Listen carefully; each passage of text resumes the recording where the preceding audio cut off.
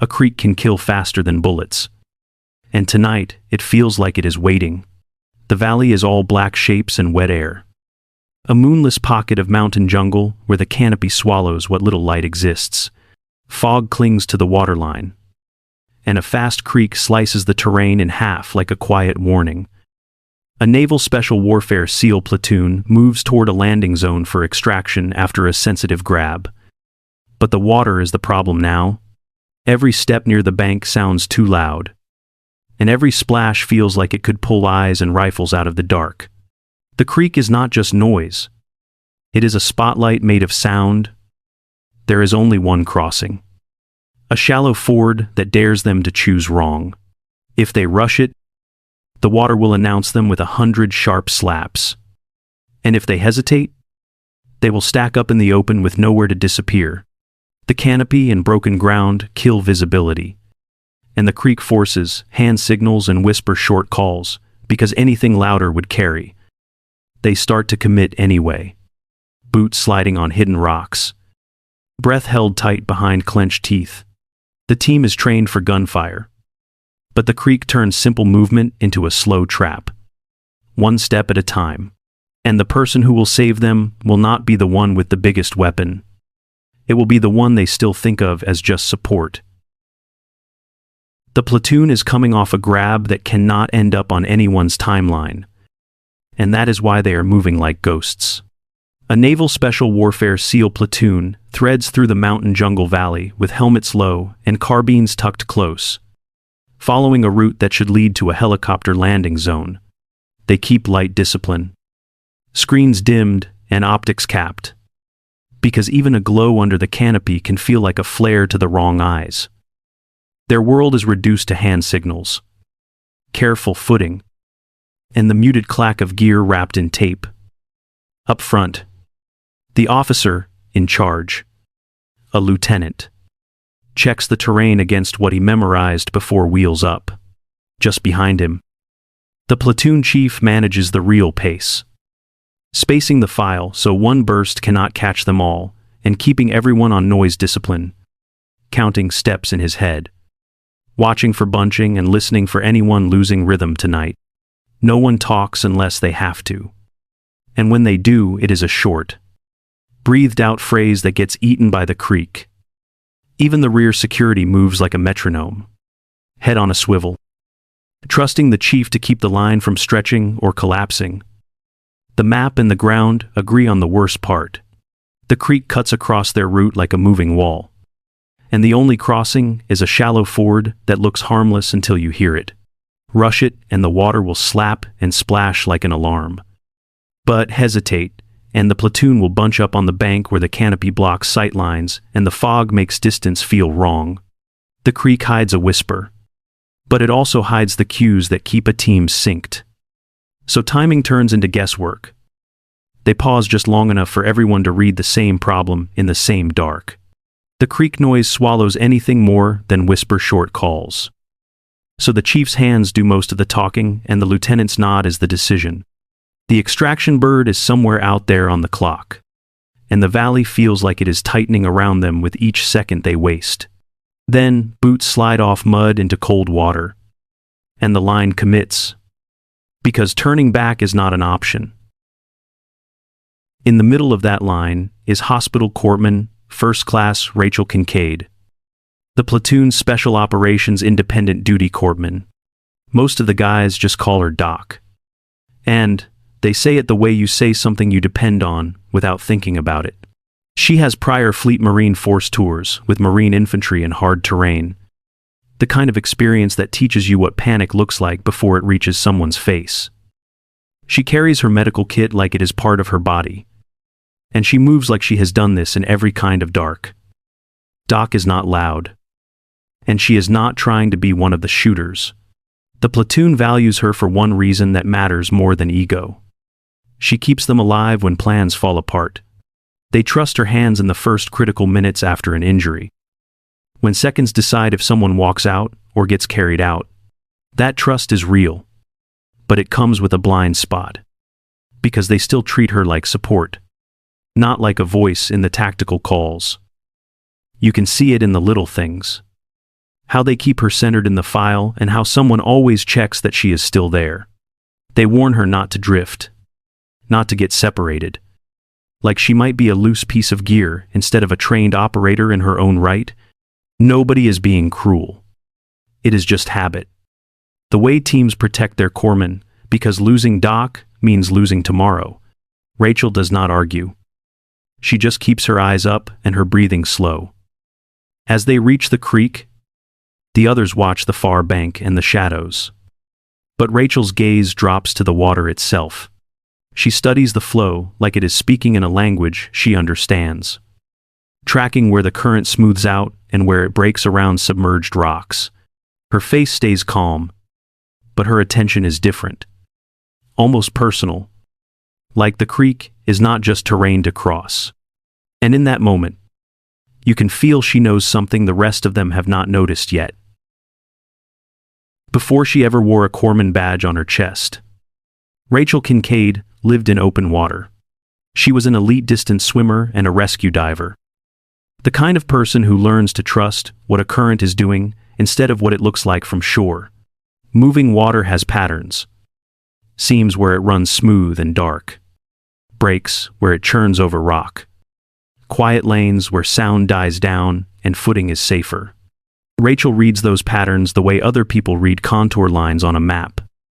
That is why this creek does not feel like just another obstacle to her. Night crossings are not only dangerous because someone might be watching. They are dangerous because the smallest mistake turns into a chain reaction. A boot slips. A body goes down. A rifle bangs rock. And suddenly, the whole world knows exactly where you are. Even if no one fires a shot, the water can steal time. And time is the first thing you run out of when someone is bleeding. There is a memory she keeps locked away. A different river. A different night. And a casualty she could not reach fast enough. She remembers the cold bite. The weight of gear. And the horrible moment when she realized the water was winning. Hearing this creak brings that feeling back like a hand around her chest. Tight and sudden. Rachel swallows it, clamps down on it, and makes a quiet promise to herself that it will not happen again.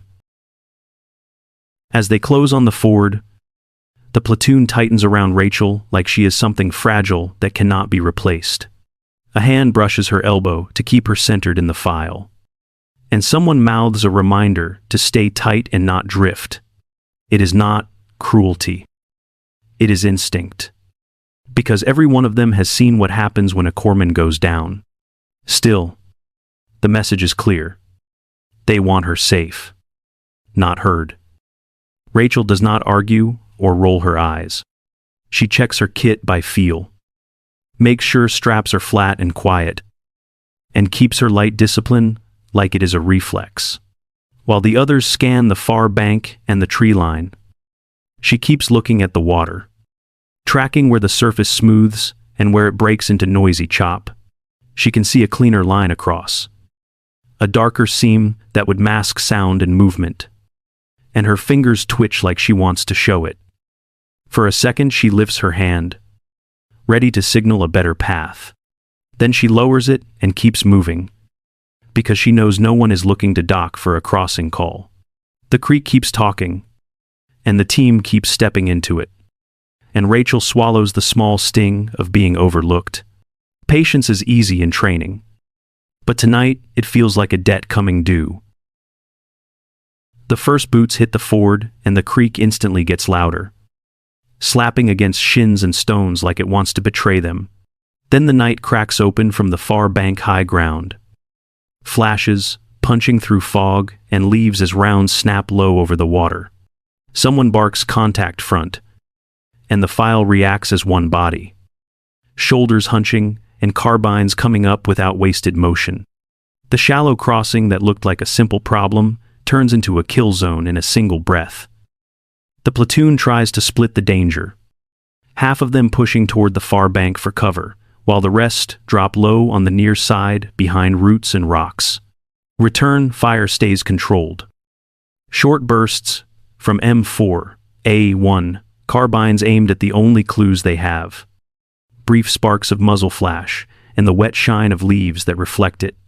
The creak noise eats radio chatter, so hands start talking instead.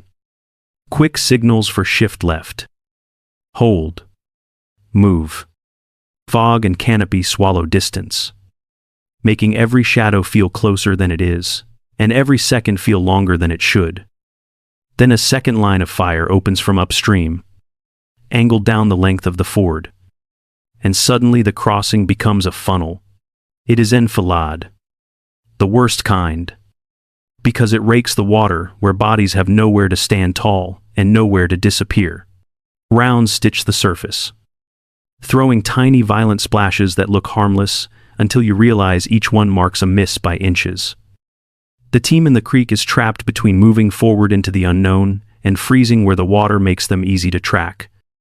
Two operators slip on submerged rocks almost at the same time, boots sliding out from under them in a way that looks slow until you hear the impact. One twists his knee and goes down hard, trying to rise and failing. His face tight with pain he cannot waste time on. Another takes shrapnel to the thigh. And even in the dim light you can see the sudden dark spill as the current pulls it away. The platoon is now split by the waterline, half committed toward the far bank and half pinned back. And the wounded are stuck in the worst place to be. Rachel Kincaid feels the old cold panic push up in her chest, but she buries it under training and focus. She watches the geometry of the fire, the way upstream rounds rake across the ford, and she hears how the creek covers sound while also trapping them in it. The knee injury will slow movement, but the thigh wound is a clock that will not stop, and she knows it before anyone has to say it. If nothing changes in the next moments, someone is going to bleed out right here in the water. Rachel's brain stops hearing the panic and starts seeing the pattern. The upstream element is raking the ford, and the far bank fire is pinning anyone who tries to stand. Which means the platoon is fighting two clocks at once. She catches quick reflections on wet leaves that betray where barrels are flashing. And she notices a darker seam in the creek where the surface smooths and the current runs tighter. That seam is quieter, darker, and harder to track. And it is the first piece of cover the water has offered them. She looks down at the wounded operator with shrapnel in his thigh and does the math without saying it out loud. He is losing blood into the creek. And if they keep trading shots like this, he will be gone before they ever reach the landing zone. A tourniquet needs seconds of focus and pressure, and those seconds do not exist in the middle of enfilade fire. So she decides to make them. Rachel moves with calm precision, grabbing the man under his kit and dragging him into the darker seam near a midstream rock that breaks the line of sight. She uses the creek noise to hide her voice, and her hands cut quick signals to the nearest teammate. Cover for 3 seconds. Then hold. The cover fire comes in tight bursts. Not wild. Just enough to make heads drop and give her a sliver of space. Inside her chest, the old memory of another river tries to rise. But she clamps down hard and refuses to let it take control. This is not about winning the firefight. It is about buying a pocket of time that keeps someone alive. The platoon still sees her as Doc. But in this moment, she is the one solving the problem in front of them. She is already moving to the next step. Already thinking about the angle that will break the funnel and the seconds that will stop the bleeding. And, without asking permission, she commits to a move no one expects. Because survival is not waiting for a vote. Rachel spots an M4A1, carbine half submerged near a boot print in the silt, dropped in the scramble. She does not look around for approval. And she does not pretend she is suddenly someone else. She knows what she needs. A few seconds where the upstream element is not raking the ford. And a lane where her team can move without getting shredded. Her rifle is not a statement. It is a tool to open a window. She shrugs off her pack to lighten herself and keeps the carbine high. Muzzle up, so the creek does not steal it. The water tugs at her legs, cold and fast. But she uses it instead of fighting it. Sliding into the darker seam, where the surface runs smoother and less reflective. Midstream rocks and a low boulder break the line of sight, and she uses them like stepping stones in a chess move. Staying low and letting the creek noise swallow the small sounds she cannot avoid. The platoon is still locked into the funnel, but Rachel is already shifting the geometry. She rides the seam to the boulder and pauses for half a breath, waiting for the upstream flashes to show themselves again. When they do, she pops up on a counter angle the enemy is not watching and fires short. Deliberate pairs. Not spraying. Not chasing. Just disrupting. The point is not to win the fight alone. It is to force heads down and break the enfilade for a moment. The upstream fire stutters. And for the first time since the ambush began, the ford stops feeling like a straight hallway aimed at their backs. The platoon chief sees it instantly, and the team moves like it has practiced 1,000 times, bounding across in pairs, while others provide controlled cover fire. One element shifts. Another covers. Then they swap. Step by step, using the pause Rachel bought them, the wounded man is dragged with care, kept low, protected by bodies that now move with renewed purpose instead of desperation. Shock ripples through the platoon, not because she did something flashy, but because she did exactly what was needed when no one else could. As soon as the angle is gained and the platoon starts to flow out of the ford, Rachel drops back into her real job without hesitation. Her rifle bought seconds. And now, her medicine has to turn those seconds into survival. She slides back to the casualty, hands already reaching for what comes next. Steady and fast in the chaos. The creek is still roaring, but the trap has cracked, and the team finally has a way out. Rachel drops low behind the midstream rock where the current breaks, turning her body into as small a target as the creek allows. Rounds still snap and slap the water nearby. But she moves like she is on rails, fast without rushing. In her head she runs march like a quiet metronome, starting where death comes quickest. Her hands go straight to the thigh wound, because blood does not wait. She slides a tourniquet high and tight on the injured leg and pulls until the strap bites, then keeps turning until the bleeding slows and stops. The wounded operator's breathing turns sharp, but he stays with her, eyes wide and focused on her face. She checks quickly for any stubborn bleeding that the tourniquet cannot fully control, then packs and presses only where it makes sense, pushing firm pressure into the right spot and holding it. Beside her, a teammate hovers in that helpless moment between fighting and watching, and Rachel gives him something to do. Hold pressure and do not let go. Stay steady. She shifts her attention to the next steps without drama, because that is how you keep people alive. Airway is quick. A glance. A response. Breath moving. No gurgle. No collapse. Then she moves on. The creek water and night air are cold enough to make shock worse. So she drags him into a slightly drier pocket behind the rock and throws a cover layer over him as fast as her hands can manage. It is a small move. But small moves add up when the body is losing heat and time at the same time. Around them, the platoon is still in fight or flight, covering angles and shifting positions. But Rachel's calm becomes a center point. The others start orbiting. Her steady hands pull order out of chaos. One strap. One breath. One check at a time.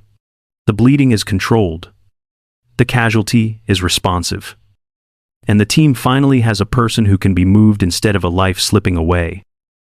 When she nods that he is stable enough to go, the platoon tightens up and prepares to break out of the ford for good. Still tense, but now moving toward survival instead of loss. Once the enfilade breaks, the platoon does not linger to prove a point. They break contact the way a real team survives. By moving, not by chasing. Slipping out of the creek line and into the cover that the jungle finally offers again. The platoon chief pulls them back into shape with quick hand signals. spacing restored, security set, and every man doing a job without needing it explained. The officer in charge keeps the route in his head, pushing them toward the landing zone with the same calm urgency that got them this far. 2 operators take the wounded man, not carrying him like dead weight, but moving him like a teammate they intend to bring home. They keep him low, shifting grips when the ground changes, and pausing only long enough to confirm the tourniquet is holding. Communication stays short and efficient, because the creek is behind them, but sound still carries under the canopy. A few whispered words pass close to ears. Then hands take over again, and the line keeps sliding forward through wet brush and uneven ground. As they near the landing zone, the air feels different, more open, like the trees are finally letting go. Someone preps infrared strobes, and everyone checks their spacing one more time, ready for the rush of rotor wash when the helicopter comes in. The jokes are gone now, replaced by a quiet focus that feels almost reverent. Rachel Kincaid is no longer being shepherded in the middle like cargo. She is moving with them like part of what held the whole thing together. One of the operators passes her a sip of water without a word. Just a quick tilt of the bottle and a nod that says, "Enough." Rachel takes it, wipes her mouth with the back of her glove, and goes right back to watching the casualty and the team. When the landing zone finally opens up ahead, the relief hits like a wave, heavy and real. They are still alive, and the respect in the air is quiet and absolute. The debrief happens under harsh light that makes everyone look a little older. Wet gear sits in piles. Gloves drip onto the floor. And the room smells like river water and sweat. Nobody is trying to be funny now, because the adrenaline is gone and the reality has settled in. You can hear tired breathing in the quiet between words. The officer in charge, a lieutenant, speaks without raising his voice, calm and steady, the way leaders have to be after a bad night. He does not give a speech. He just lays out what happened and what mattered. And every operator listens. Then he says it like a simple fact. Rachel Kincaid owned that creek. And that is why we are here. The words land hard because no one argues with truth. Rachel keeps her eyes on the bandaging, checking the wrap, pressing a thumb against the edge like she is confirming it is real. Her hands are still, and for a second her face softens, like she is thinking about a different river and a different outcome. She does not soak in the praise. She just nods and goes back to work, because that is who she is. And in that small, quiet moment, you can feel she finally got there in time. Nobody survived that night because they were louder, tougher, or more aggressive. They survived because someone understood what the creek was doing and refused to let it take another life. Rachel Kincaid did not change the world with a speech. She changed it with a few seconds of calm and a choice to act when everyone else was still trying to breathe. She used the water like cover, then turned those seconds into survival with her hands. That is the part most people miss when they look at teams like this. The shooter gets the spotlight, but the backbone is often the person who stays steady when everything goes sideways. Support does not mean secondary, and quiet does not mean weak. Sometimes quiet is the most dangerous kind of competence, because it shows up without warning and it saves lives before anyone can even say thank you. The best part is that Rachel did not need applause to prove anything. The platoon saw the truth in the simplest way possible. They walked out because she made the creek stop being a trap. So, here is a question for you. Have you ever known someone who stayed underestimated until a crisis proved what they were made of?